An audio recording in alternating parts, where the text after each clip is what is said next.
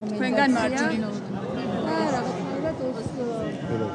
ვასრულებთ ამ ციკლს რეკომენდაციების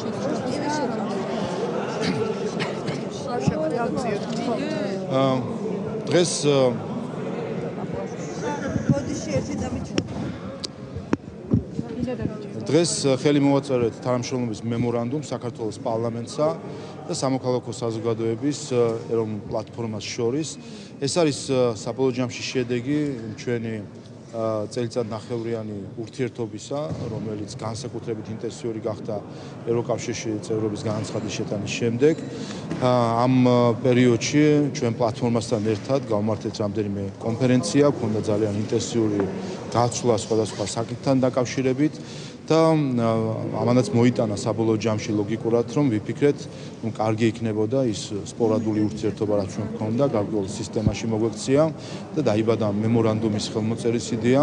მინდა მადლობა გადაუხადო პლატფორმის ხელმძღვანელობას, ქალბატონ ნინო ჩხობაძეს განსაკუთრებით, იმისთვის, რომ მან შეძლო პლატფორმის ყველა წევრთან ამ საკითხის შეთანხმების მიღწევა 200-ზე მეტი ორგანიზაციას აერთიანებს ეროვნული პლატფორმა, სხვადასხვა პროფესიული თუ სხვა სახის მიმართულების ორგანიზაციებს, რომელიც რა თქმა უნდა გაამდიდრებენ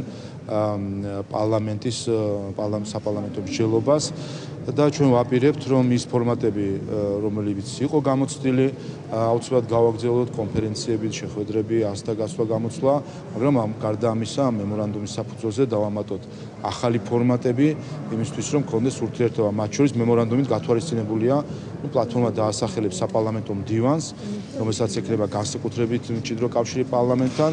პარლამენტი გაუზიარებთ ყველა საკანონმდებლო ინიციატივას, რომელიც დაინიცირდება პარლამენტში და მოველით ჩვენ, რომ გვექნება პლატფორმის შესაბამისი წევრი ორგანიზაციებისგან პროფესიული მოსაზრებები, რომელსაც პარლამენტი მიიღებს. განსაკუთრებით ახლა იწყება ის საკითხები, რომელიც ეხება ასოცირების შეთანხმების შესრულებას, სადაც არის ძალიან ბევრი რთული, ტექნიკური, სოციალურად მნიშვნელოვანი საკითხები, რომლისთვის როდესაც საჭირო არის ღრმა პროფესიული ცოდნა იმისთვის, რომ ევროკავშირის სხვადასხვა დირექტივის იმპლემენტაცია მოხდეს საქართველოში.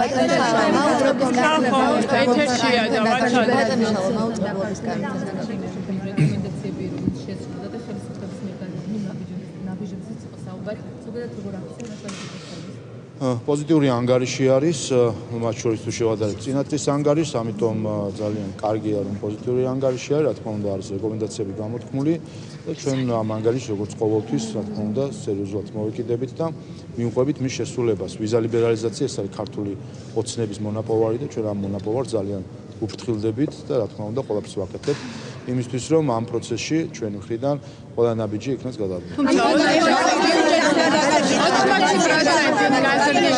ვიზა ლიბერალიზაციაზე მკითხავთ. ბატონო სურაბიშვილი ამბობდა ხელს არ აწევს ბიუჯეტის ვიზა ლიბერალიზაციაზე მკითხავთ რა ბატონო ყველა საკითხი მე თავად ანგარიში რაც შეეხება ყველა რეკომენდაციას მიმართულებების მიხედვით შევხედავთ რა საკითხი თუ იქნება გასაუმჯობესებელი, რა თქმა უნდა, გავაუმჯობესეთ. ეს არის ჩვეულებრივი მუშა პროცესი ევროკავშირთან, ასეთი ანგარიშები ყოველწელს ქვეყნდება და კიდევ ერთხელ სწორედ იმის გამო, რომ საქართველოს ხელისუფლება ამ მხრივ არის ლიდერი განხორციელების რეფორმებისა, ამიტომაც იყო რომ 2017 წელს ჩვენ გაგვეხსნა ვიზის უვიზო მიმოსვლის შესაძლებლობა ევროკავშირთან.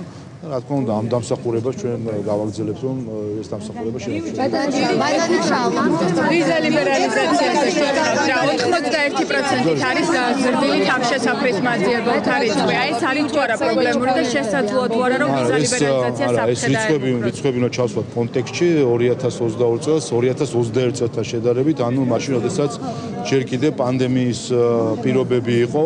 ამიტომ ეს პროცენტები, რომელზეც თქვენ საუბრობთ, კონტექსტში უნდა ჩასვათ და კონტექსტიდან გამომდინარე დიდი ზრდა არ არის. ევროკომისიის ანგარიშზე დაკავშირებით ოპონენტები ვიზა ლიბერალიზაციის პუნქტის ნაწილში ამბობენ, რომ იმიტომ არის თავშესაფართა მაძიებელთა რიცხვი გაზრდილი, რომ ქვეყანაში რთული ეკონომიკური მდგომარეობა და ამიტომ მიმართავენ ევროპას ეს ადამიანებია, რაც უპასუხებთ თქვენს ოპონენტებს. რაც შეეხება ეკონომიკურ მდგომარეობას, მე მგონი აქ რიცხვები არაერთხელ ითქვა. საქართველოს ბოლო 2021-2022 წელი ქონდა ორნიშნა ეკონომიკური ზრდა, წელსაც გვაქვს 7%-ზე მაღალი ზრდა. ეკონომიკური ჩვენი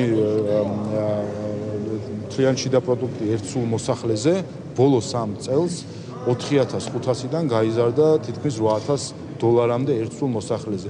ეს არის ეკონომიკური მაჩვენებლები, რაც ჩვენთან არის. რაც შეეხება მიგრაციულ პროცესებს, ეს არ არის მხოლოდ ეკონომიკური საკითხებით განპირობებული პროცესები, ეს არის ნაწილი მათ შორის იმისა, რომ ჩვენ ვხდებით გლობალური სამყაროს ნაწილი, მათ შორის თავისუფალი მიმოსვლის შესაძლებლობით, სხვა ქვეყნებში გარკვეული მუშაობის შესაძლებლობით, სხვა ქვეყნებში, რასაც ჩვენი ხელისუფლება აღწევს ხოლმე, სწავლის შესაძლებლობით, ეს არის თანდები პროცესი, რა თქმა უნდა, ამ ყველაფრის მთავარი არის ის, რომ ჩვენ სწორედ იმ პოლიტიკიდან გამომდინარე, რომ ჩვენ სახელმწიფოს აქვს, რომ გქონდეს უსაფრთხო გარემო ეკონომიკური ზრდისთვის, ამ პოლიტიკის შედეგად ჩვენ გვაქვს ეს ეკონომიკური ზრდა, რომლითაც ჩვენ ვართ ლიდერები არა მხოლოდ რეგიონში, არამედ მსოფლიო მასშტაბით.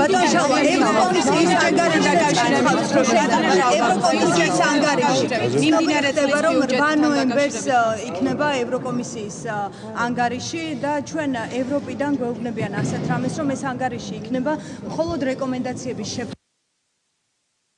შეფასება 12 პუნქტის, თუმცა გადაწყვეტილების შესახებ რეკომენდაციას ევროკომისია არ გასცემს და უკვე პასუხისმგებლობას ამ პროცესში მთლიანად ევროკავშირის ლიდერებს აკისრებს. ნიშნავს თუ არა ეს იმას, რომ შესაძლოა ევროკომისიას ახლა უჭირს გადაწყვიტოს რეკომენდაციით მიმართოს სახელმწიფოებს. გადაწყვეტილებას ასეც და ისეც იღებს ევროპული საბჭო, ამიტომაც არის რომ ჩვენ მუშაობთ სხვა ქვეყნების დედაქალაქებთან, იმისთვის რომ პოლიტიკური მხარდაჭერა მოვიპოვოთ. თქვენ ნახეთ რომ მაგალითად ბულგარეთის პარლამენტმა სულ რამდენიმე დღის წინ რეზოლუცია მიიღო, სწორედ ჩვენი კანდიდატობის სტატუსის მხარდამჭერი და ეს არის ჩვენი მუშაობის შედეგი საბოლოო ჯამში და გესმით განცხადებები ასევე მხარდამჭერი საქართველოს მიმართ. რაც შეეხება რეკომენდაციასაც გასცემს და ეს არ იქნება ამჯერად. ეს არ პროცედურებია, რომელიც ახლა ევროკავშირი თავად გაერკვევა, ჩვენთვის საბოლოო ჯამში მნიშვნელოვანი არის პოლიტიკური გადაწყვეტილება, რაც შეეხება რეკომენდაციების შესრულებას, ამ მხრივ ჩვენ ევროკომისიასთან გვაქვს ძალიან მჭიდრო ურთიერთობა, პირდაპირ კომუნიკაცია. ამის შედეგი იყო მათ შორის მაუწყებლობის შესახებ კანონში ცვლილება, რომელიც იყო სრულად შეთანხმებული ევროკომისიასთან. ცენზურა არის, ნინო ჩხობაძემაც თქვა ახლა ბატონო. ამის შედეგი არის მათ შორის ის მემორანდუმი, რომელიც ჩვენ ხელი მოვაწერეთ რეკომენდაციების შესრულების მხრივ და იცით რომ მე-10 რეკომენდაცია არის სწორედ არასამთავრობო სექტორთან თანამშრომლობის აცალკოულ სისტემებში მოქცევა მათ შორის, ასე რომ ჩვენ ამ მხრივ ძალიან პოზიტიური მოლოდინები გვაქვს ცენზურა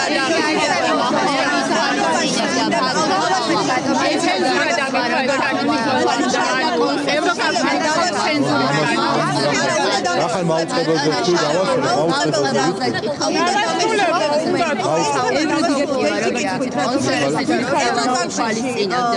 რადიო თავისუფლების ჟურნალისტი გვეუბნება, რომ ევროკავშირში პირველად ჩნდება კითხვები, რაც აქამდე მოусმენიათ, მაგალითად ქვეყნის შინით ოპოზიციისგან, რომ საქართველოს მართლაც უნდა თუ არა სტატუსი, უბრალოდ ხელისუფლებას უნდა თუ არა სტატუსი. ეს კითხვები რატომ შეიძლება ლიდერებს გაუჩნდეთ, როცა თქვენ ამტკიცებთ, რომ ასრულებთ?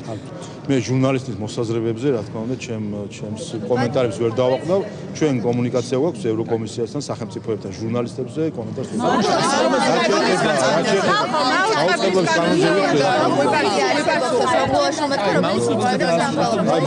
ცენზურა დაყო ყველა ქართული ოცნების მათ შორის მემორანდუმი ვისთანაც გააფორმეთ, ისიც ამბობს, რომ ეს არის ცენზურა. როგორც ვიცით, საჭირო იყო კონსენსუსის აუცილებლობა თვითონ ამ ევროდირექტივით, აი ამას თუ ადასტურებთ და ვისთან ხარ დოკუმენტებს რომ ისაუბრეთ ბატონო არა, არის აბსოლუტურად მარტივ საკითხზე არის საუბარი და სამწუხაროა, რომ ბოლო რამდენიმე დღე манипуляცია მიდიოდა ამ თემასთან დაკავშირებით. შინაარსობრივად არაფერი არ იცვლება, რომ იყო საუბარი, რომ თქვათ ციძულვილის ენა, ტერორიზმი, უხამსობა, ასე შემდეგ. ეს ყველაფერი ისედაც წერია კანონში, დღესაც თუ მანამდეც ეწერა, არაფერი არ იცვლება და ერთ-ერთი რაც იცვლება და რაც არის პირდაპირ მოთხოვნა ევროკავშირის. რომ თვითრეგულაციის სისტემა, რომელიც ჩვენ სხვათა შორის მივიღეთ მაშინაც არასამთავრობო სექტორთან კონსულტაციის შესახებ, შესაბამისად თვითრეგულაციის სისტემა არ შეესაბამება ევროკავშირის დირექტივას. წერტილი ამის შემდეგ ჩვენ მქონდა კომუნიკაცია, როგორ იყოს ეს სისტემა და ის სისტემაზე შევთანხმდით ზუსტად რამდენიმე ვარიანტზე ჰქონდა შევთავაზეთ და ჩვენ ამაზე ვეუბნებოდით მათ შორის არასამთავრობო ორგანიზაციებთან კონსულტაციის დროს ევროკავშირთან ჩვენ არანაირი ინტერესი შინაარსობრივი არ გვაქვს აი არის ვარიანტები თავარია გითხარით რომელი ვარიანტი დააკმაყოფილებს დირექტივის შესრულების მხრივ ევროკავშირმა რომელზეც გითხრა ზუსტად ის ვარიანტი მივიღეთ ეს ყველაფერი ეს იმ ყველაფრის გაზვიადება ახლა რაც ხდება რომ სახელმწიფო და სწორედ ეს არის ევროდირექტივის მათ შორის მოთხოვნა რომ სახელმწიფოს პასუხისმგებლობა არის აი ამ კონკრეტულ საკითხებზე ეს არ არის თლიანად ასე ვთქვათ რაიმე შინაარსობრივი რეგულირება კონკრეტულად ეხება ტერორიზმისკენ მოწოდებას ეხება ბავშვთა უფლებებს რომელიც ისედაც მოთხოვნა შორის დღემდე ამასაც მიაქცევთ ყურადღება ბავშვთა უფლებებსაც შეეხება ამ ცვლილებამდეც იყო კომუნიკაციის კომისიის განხილვის ქვეშ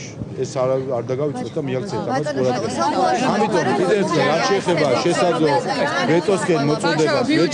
ვეტოსკენ მოწოდებას რაც შეეხება მე ვფიქრობ რომ მნიშვნელოვანი არის ვეტოს საკითხზე ფიქრის დროს მოიკითხოს ყველამ ევროკავშირის მოსაზრება კიდევ ერთხელ არ მგონია რომ გონივრული იყოს ევროკავშირის ევროკავშირზე ვეტოს დადება. ეს ვეტო იქნებოდა ეს ვეტოს დადება იქნებოდა ევროკავშირის დირექტივაზე ვეტოს დადება, რაც წარმოუდგენელი პრობლემა იქნებოდა ევროკავშირის რეალობაში საერთოდ.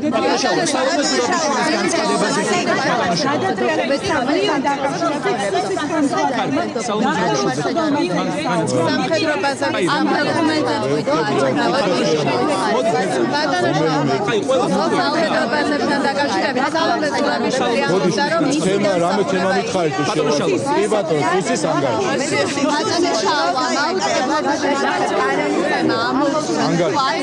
მოდი ანგარიში.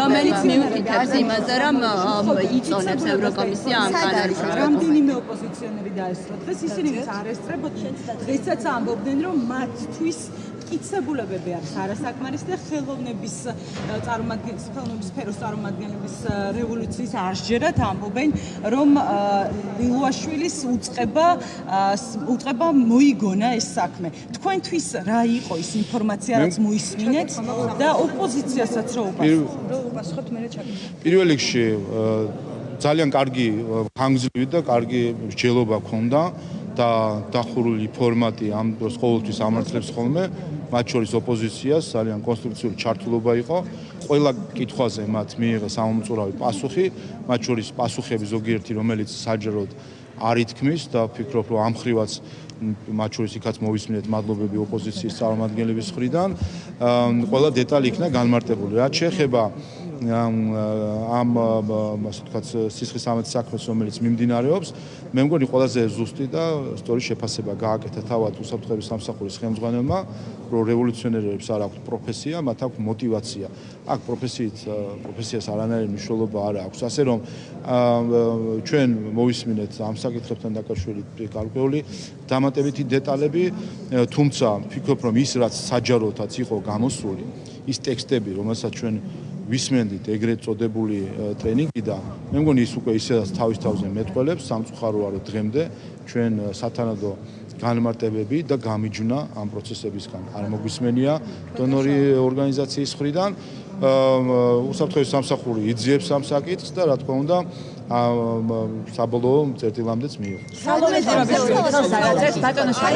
ზურაბიშვილი არაძებს ყოფი პირები ამბობენ რომ სუსმა გააქცელა იმ საკმაოდ დიდი მასალიდან მხოლოდ ისეთი ფრაგმენტები რომელიც გამოყენებულია გაუთქმელობაზე მოაწერინეს გაუთქმელობაზე ხელი მოაწერინეს და ამ დროს პარალელურად ლილუაშვილი საუბრობს რა პასუხებს იძლევიან გამოკითხვაზე ყოფი პირები. ეს რამდენად სწორია, იმიტომ რომ მათ აყენებთ ისეთ სიტუაციაში რომ თავი იმართლონ არა და სრული მასალა გამოქვეყნებული არ არის და მათ ასევე არ შეუძლიათ ისაუბრონ გამოკითხვის შინაარსზე. და ამიტომ ამბობენ შინაარსზე არ უსაუბრია ეს არის მიზანი რომ ყველგან სადაც ისაუბრებენ ადამიანის უფლებების დაცვაზე იყოს აღქმული როგორც რევოლუციის არა კი ამაზე უსაფრთხოების სამსახურის ხელმძღვანელმა ისაუბრა მოსმენის დროს რომ თვითონ მასალა არის რამდენიმე საათი და რაც გამოქვეყნდა იყო რამდენიმე წუთი, 8 წუთი იყო და შესაბამისად რამდენიმე საათიანი მასალა არის და თუმცა იმ რამდენიმე საათიანი მასალიდან ის მცირედი მიზერული ნაწილიც კი გვაჩვენებდა მის შინაარსს, თუმცა არის კიდე რა თქმა უნდა ცალკე მასალა, რომელიც გამოძიება თუ კი ჩათვლის საჭიროდ შესაბამისად გაასაჯაროებს ამ ნაწილსაც. თავარი ეს ერთი რამ და ვფიქრობ ეს იყო მნიშვნელოვანი, რომ უსაფრთხოების სამსახურმა დროულად გაასაჯაროვა თავად ის ფაქტი, რომ გამოძიება მიდიოდა, იმიტომ რომ ეს იყო განსაზღვრელი მათ შორის გარკვეული რისკების შესამცირებლად და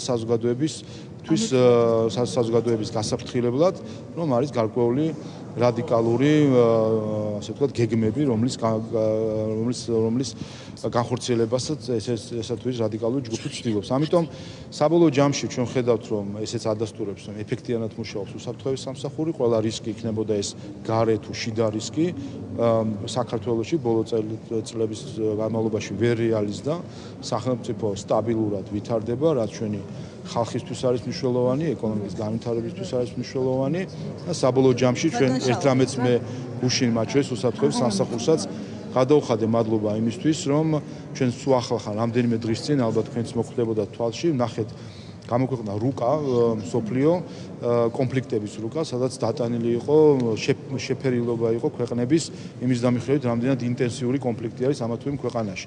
აი თუ კი ნახეთ ეს რუკა ყველას მოხვდებოდა თვალში, რომ ყვითლიდან წითლისკენ მიდიოდა კონფლიქტების ინტენსივიდან გამომდინარე შეფერილობა ამა თუ იმ ქვეყნის და საქართველოს იყო მონიშნული თეთრად. ისევე როგორც ევროკავშირი. ჩვენს გარშემო მთლიანად შეფერილი არის ყველა ქვეყანა და სწორედ ის რომ ეს არის უსაფრთხოების გარკვეული კუნძული, მიუხედავად იმისა, რომ საქართველოს ორი ტერიტორია არის ოკუპირებული, უსაფრთხოების კუნძულად ვართ და ეს არის მათ შორის უსაფრთხოების სამსახურის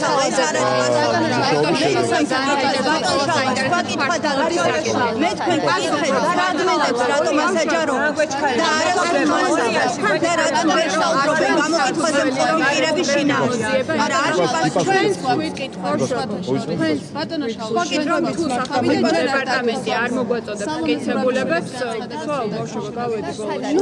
სახელმწიფო დეპარტამენტი თუ არ მოგვაწოდებს მტკიცებულებებს, ქუჩი იქნება საერთოდ ეს პროცესი. თქვენ თქვით, დიახ, და მაგას ვამბობ, რომ გრიგოლი ულაშვილი ამბობს, რომ არ მოუწოდებიათ ამ დრომდე სახელმწიფო დეპარტამენტიდან ინფორმაცია, აი არის თუ არა სუსი ვალდებული, რომ თუნდაც ფაქტების მოწოდების გარეშე შეისწავლოს, როდესაც ყოფილ მაღალჩინოსანზე არის ასეთი ბრალდება, რომ ის არის რუსეთის ჯაშუში. აი თქვენ როგორც პარლამენტის თავმჯდომარე რას იქ სტომის დროსაც გვითხრა ჩვენ უსაფრთხოების სამსახურის ხელმძღვანელმა, რომ გამოძიება მიმდინარეობს, მუხლიც დაასახელა, მათ შორის ისაუბრა იმაზე, რა საგამოძიებო მოქმედებები ჩატარდა ამასთან დაკავშირებით. მეორე მხრივ, ეს ზოგადი ადამიანური და სამართლებრივი წესია, ის ვინც უყენებს ბრალს, მან უნდა ამტკიცოს. ეს არის ელემენტარული წესი, რომელიც 1000 წლეულებია მოქმედებს ამ პლანეტაზე და მოქმედებს ყველა ქვეყანაში, მათ შორის ამერიკის შეერთებულ შტატებში. რაც შეეხება, რა თქმა უნდა, თავისთავად უყურებთ ეს უყურებთ სწორედ იმიტომ, რომ ჩვენ ქვეყნის ინტერესში არის, ამიტომაც ჩვენმა სახელმწიფომ მიმართა ამერიკის შეერთებულ შტატებს სამ სხვადასხვა უწყებას მიმართა ჩვენმა სახელმწიფომ, პროკურატურამ მიმართა, იუსტიციის დეპარტამენტს, ცალკე მიმართვა იყო სხვა უწყებებზე, მათ შორის უსაფრთხოების სამსახურების მხრიდან მიმართვები. იყო ამერიკის შეერთებულ შტატების შესაბამის ინსტიტუტებთან, სამწუხაროდ რაიმე მტკიცებულება წარმოდგენილი არის პირიქით, როგორც ჩვენ მოვისმინეთ, მათ შორის საჯაროთაც ამერიკის შეერთებულ შტატების შესაბამის უწყებებმა იქით გაიკვირეს და იქით იკითხეს, რამე ინფორმაცია ხომ არ აქვს შემთხვევით საქართველოს. აქედან გამომდინარე, ჩემი პირადი დასკვნაა, რომ ეს თემა როგორც ჩანს დახურული ან დაიხურება მალე ჩვენ ნახეთ რომ ერთი თვე გავიდა მას შემდეგ რაც ოთარ ფარცხალაძის მიმართ იქნა საჯაროდ გაჟღერებული ბრალდება რომლის უკანაც ჩანს რომ არანაირი მტკიცებულება არ არსებობს ერთი მეორე 7 თვე გავიდა მას შემდეგ რაც საქართველოს რამდენიმე მოქალაქე გულისხმობ მოსამართლეებს სავიზო შეზღუდვები დაუწესდა და 7 თვის თავზეც არანაირი მტკიცებულება არ იქნა წარმოდგენილი ეს მე მაფიქრებს და უსაფრთხოების სამსახურის ხელმძღვანელს ისაუბრა ამაზე მათ შორის საჯაროთაც რომ არც მოსამართლეების შემთხვევაში არც ოთარ ფარცხალაძის შემთხვევაში არანაირი მტკიცებულებები არ არსებობს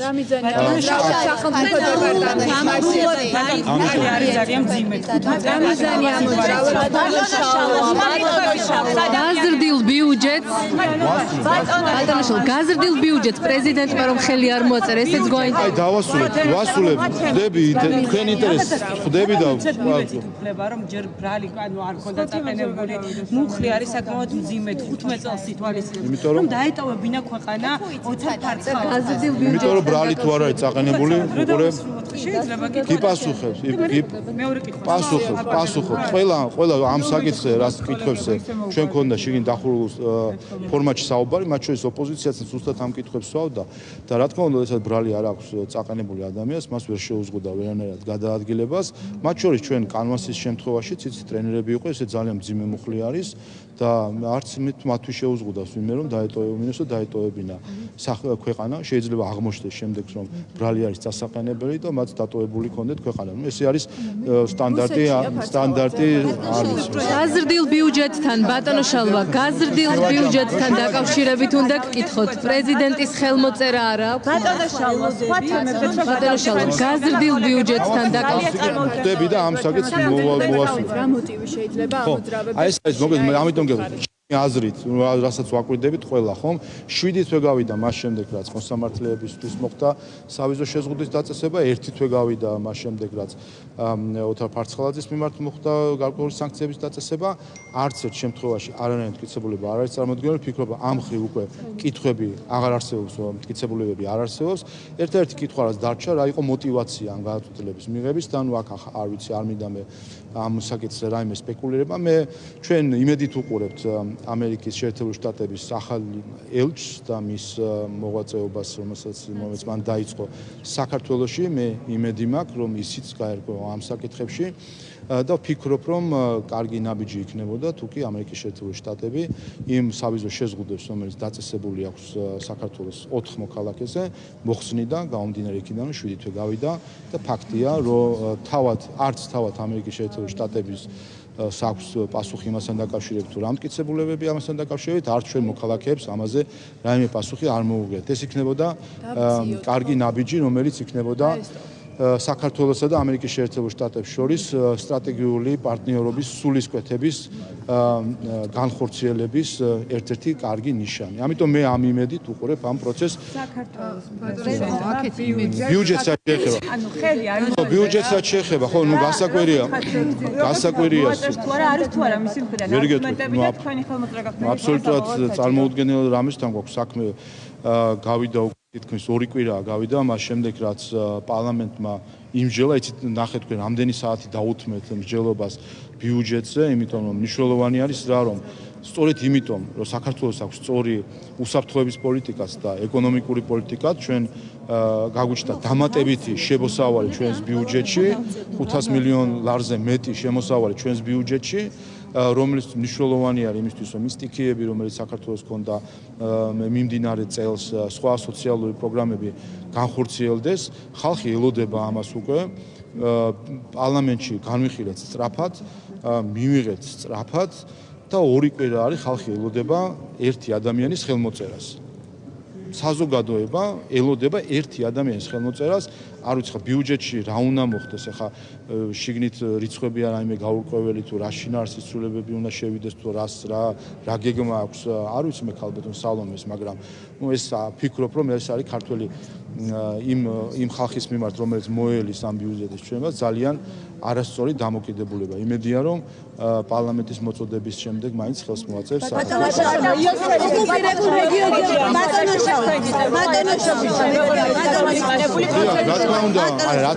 რა თქმა უნდა პრეზიდენტს არ ვიცი რა განზრახვები აქვს, მაგრამ რა თქმა უნდა მას არ შეუძლია დაბლოკოს საბოლოო ჯამში ბიუჯეტის ცვლილება. რა თქმა უნდა ჩვენ ამ ბიუჯეტის ცვლილებას მაინც დავამტკიცებთ, მიუხედავად იმისა, ეწინააღმდეგება თუ არა ქალბატონი სალომე იმას, რომ ხალხმა მიიღოს ეს დახმარებები, ჩვენ მაინც ამას დავამტკიცებთ, მაგრამ იმედია, რომ ის თავადაც მოაწყოს. ბატონო შალვა, ოკუპირებულ რეგიონებზე უნდა გიხოთ ლილუაშვილისგან ზოგადად ფიქრობ, რომ ეს მე გავიყვანე რუსული ჯარები, ესეც იმ პათოსიდან არის, რაზეც მე ვსაუბრობდი, ლუი მე-14-ის პათოსი, როდესაც წარმოდგენა არის ასეთი, რომ ადამიანი თავად არის სახელმწიფო. ამ ქვეყანას ბევრი გამორჩეული ადამიანი ყოლია, რომელსაც ინდივიდუალურად თავად ერთს ბევრი რამე გაუკეთებია, მაგრამ ამას აფასებდნენ არა ისინი თვითონ თავის თავზე კი არ ამბობდნენ, ამას შემდეგ ისტორია ამბობდა.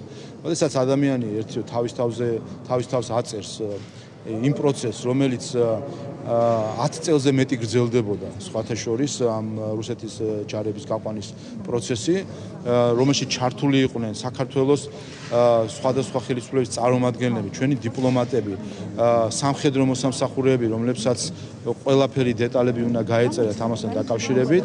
ამ ყველაფრის შემდეგ, როდესაც ერთი ადამიანი ცდილობს რომ მიიწეროს მთლიანად მთელი სახელმწიფოს მუშაობა, ეს უბრალოდ არასწორია და კიდევ ერთხელ აჩვენებს იმ არასწორ პათოსს, რომელიც ხალბატონ სალომეს აქვს საკუთარ პერსონასთან და მის როლთან დაკავშირებით საქართველოს აწყოსა თუ მის წარსულში. სალომე ზურაბიშვილზე გავაგრძელებ იმასაც სალომე ზურაბიშვილზე გავაგრძელებ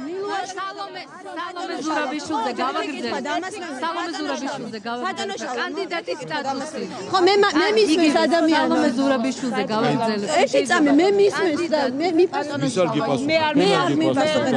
უნდა კითხოთ ოკუპირებულ რეგიონებში და ოჩამჩირეში რუსული ბაზის გახსნაზე ლილუაშვილისგან რა დამატებითი ინფორმაცია მიიღეთ? ძალიან დეტალურად ქონდა ამაზე საუბარი, სხვათა შორის, მათ შორის გარკვეული ნაწილი მან საჯაროდაც ისაუბრა, თუ რა ტექნიკური შესაძლებლობები არის ამასთან დაკავშირებით და ერთი რამეს გაისვა ხაზი და მე იმედი მაქვს, რომ იქ ყოფი ოპოზიცია ამას გაითვალისწინებს,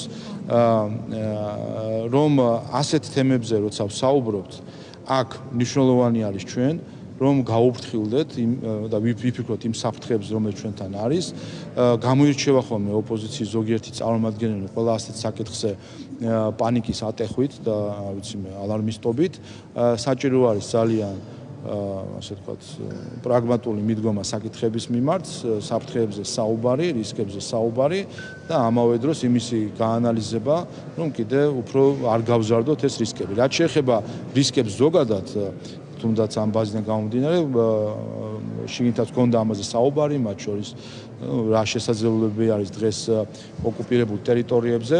გამოწვევა არის არა შესაძლო, ესე ვთქვათ, პორტი თუ ბაზა, გამოწვევა არის ის, რომ აფხაზეთის ტერიტორია არის ოკუპირებული.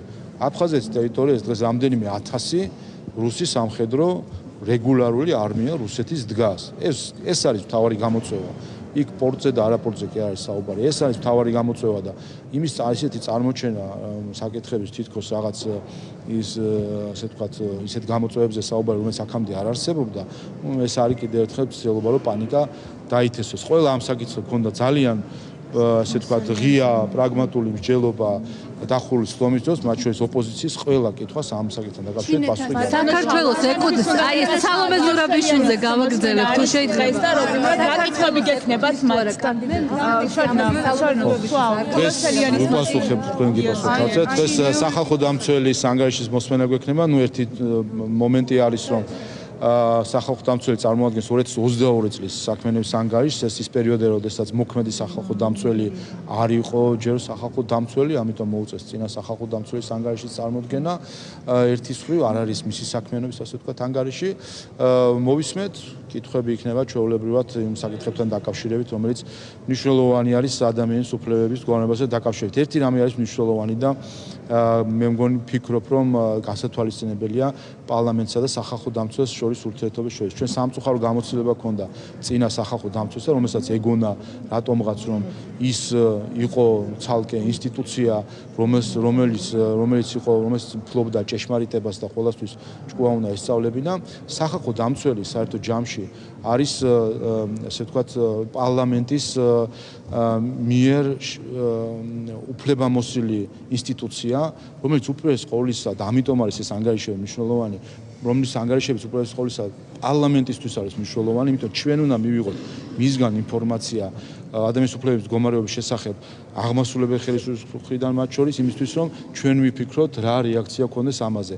ამიტომ ეს თანამშრომლობა არის გადამწყვეტი, ჩვენი ეგრეთ წოდებული გაგრძელებული ხელი არის სახალხო დამცველი პარლამენტის გაგრძელებული ხელია იმისთვის, რომ ჩავიხედოთ იმ სფეროებში, სადაც პარლამენტს შეიძლება პირდაპირ არ ქონდეს უშუალო კონტაქტი, იქნება ეს საშელახსოვრების დაწესებულებები, სხვა სფეროები და მივიღოთ ინფორმაცია ინფორმაცია, რომ მე ვიფიქროთ რა რეაქციები შეიძლება გქონდეს ჩვენ, ამიტომ ჩვენთვის ზოგადად საინტერესოა. საქართველოს ეკუთვნის თუ არა? ბატონო საქართველოს ბატონო შალო. საქართველოს ეკუთვნის თუ არა კანდიდატის სტატუსი? ეს კითხვა იყო და სალომე ზურაბიშვილთან. კანდიდატის სტატუსი ეკუთვნის თუ არა? უპასუხოთ და ჩვენს ფაკეთებთან ერთად ეს კითხვას რატომ არიდებს პრეზიდენტის ხალხს ამ კითხვას? დიახ, ერთი რომ ყველა პასუხს მე ცალკე ზოგადად ეს დამოკიდებულების საკითხი უბრუნდები ისევ იმ პათოს, რომელიც სამწუხაროდ აქვს გალბატონ სალომეს, რომ მას არ მიაჩნია თავის ტოლად ალბათ პარლამენტის წევრები, რომ მათ კითხვას არ პასუხობს.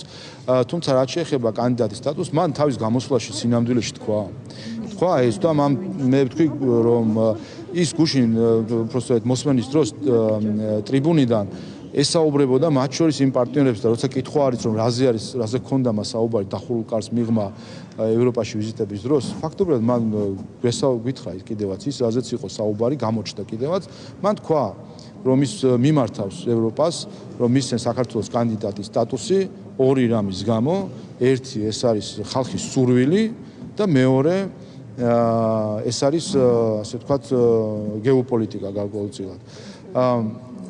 ეს არ არის ის რაზეც უნდა ისაუბროს საქართველოს წარმომადგენლებმა. ხალხის სურვილი შარშან ივნისში არის, ხო?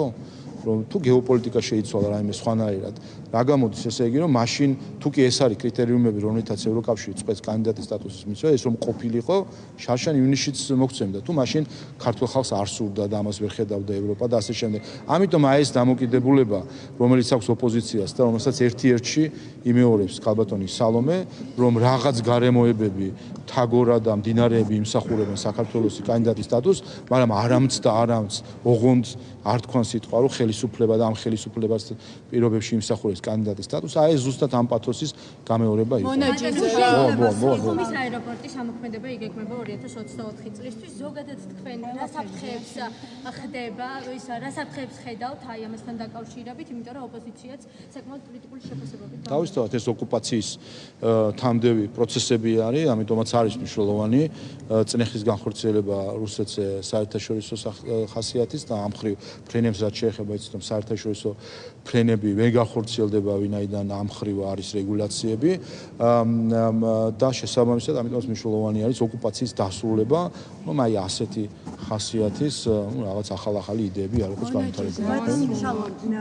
კითხავთ მოკლედ ოფიციალური ინფორმაციით ევროკავშირში ექსპორტი არის 10 წლიან მინიმუმზე. და მაქვს ასეთი კითხვა, თუ გვიმტკიცებთ რომ რუსეთი კი არა და ევროპული ბაზარია თქვენთვის პრიორიტეტი, რატომ არის ასეთი სტატისტიკა თქვენი მმართველობის პირობებში ყველაზე მინიმუმზეა ექსპორტი ევროკავშირში. და მეორე კითხვა მაქვს ბარემ დაგისვამთ, გუშინ ჭორვილაში პოლიციელებს იქ შეკრებილი ადამიანები უშენდნენ კვერცხებს. მანამდე გომელაურს აქვს ნათქვამი, რომ პოლიციელს ყველა შემთხვევაში ყველა მხრივ დაიცავდა შინაგან საქმეთა სამინისტრო. თუმცა ეს ადამიანები არ არიან დაკავებულები და კითხვა მაქვს დამოკიდებულებაზე, როცა თეთრი ფურცლების გამო მაგალითად ადამიანებს აკავებენ, რატომ არ აკავებენ მათ ვინც პოლიციელებს ებრძვის. რაც შეეხება ექსპორტს, არ მგონია ვინმე ფიქრობდეს, რომ ევროკავშირი ეუბნება ჩვენ ბიზნესს, რომ შემოიტანეთ პროდუქტები და ჩვენი ბიზნესი წინააღმდეგია, რომ შეიტანოს რაღაც პროდუქტი ევროკავშირში და ამის ნაცვლად შეაქვს სადმე სხვა. ევროკავშირი არის ჩვენი მთავარი ეკონომიკური პარტნიორი ვაჭრობის მხრივ. ეს არის რიცხვებშიც. რაც შეეხება ცალკეულ, ასე ვთქვათ, პროდუქტების მიმოცვლას, სწორედ ამიტომაც არის მნიშვნელოვანი ჩვენი დაახლოება ევროკავშირთან და ბაზრის ახსნა ევროკავშირის რაც შეიძლება მეტად, იმისთვის რომ გქონდეს ჩვენ ბიზნეს შესაძლებლობა გაიტანოს იქ პროდუქტი. საბოლოო ჯამში ექსპორტი, იმპორტი ჩვენ ვართ თავისუფალი ბაზრის პირობებში და ბიზნესი წყვეტს მისი რენტაბელურობიდან გამომდინარე, რომელ ბაზარზე რა პროდუქტი გაიტანოს და ევროკავშირი გითხარით რომ არის ლიდერი პირველ ადგილზეა ჩვენთან სავაჭრო ურთიერთობებში. არ ვიცი, ვერ გეტყვით რაღაცები შეიძლება იცვლება, ხა ეს დინამიური პროცესი არის, ვაჭრობა არის დინამიური პროცესი, მაგრამ თავარი ის არის რომ ამას სახელმწიფო რასაც აკეთებს, ეს არის რომ წაახალისოს სწორედ იმით რომ ჩვენ უახლოვდებით მათ შორის რეგულაციებით ევროკავშირს გარკვეულ პროდუქტებთან დაკავშირებით მნიშვნელოვანია სწორედ რეგულაციების დამკვიდრება აქვს, მაგალითად თაფლი ან სხვა პროდუქტები, რომ ევროკავშირში გატანის შესაძლებლობა იყოს, იმიტომ რომ ხარისხი შესაბამისი იყოს. ამას აკეთებს მთავრობა რეგულაციების შემოღებით, დანარჩენი უკვე თავად ბიზნესი წყვეტს სად და რა ფასად და როდის გაიტანოს ესათვის პროდუქტი. რა შეეხება გუშინდელ ინციდენტს, მე დეტალებში არ შევალე ხა აქ რა იყო სიმართლე გითხრათ ეს დეტალებს არ ვიცი, თუმცა აქ თავარი მე მგონი სხვა და ეს არის მე მგონი სიმპტომი რაც ჩვენ გუშინ ვნახეთ, ჩვენ სამწუხაროდ როგორც ჩანს ოპოზიცია აპირებს უფრო მეტად რადიკალიზებას და აქ გამოჩნდა უკვე რა იქნება სტილი ოპოზიციის წინასაარჩევნო კამპანიისა, ეს იქნება მივარდნები, ეს იქნება ძალადობა, ეს იქნება პროვოკაციები,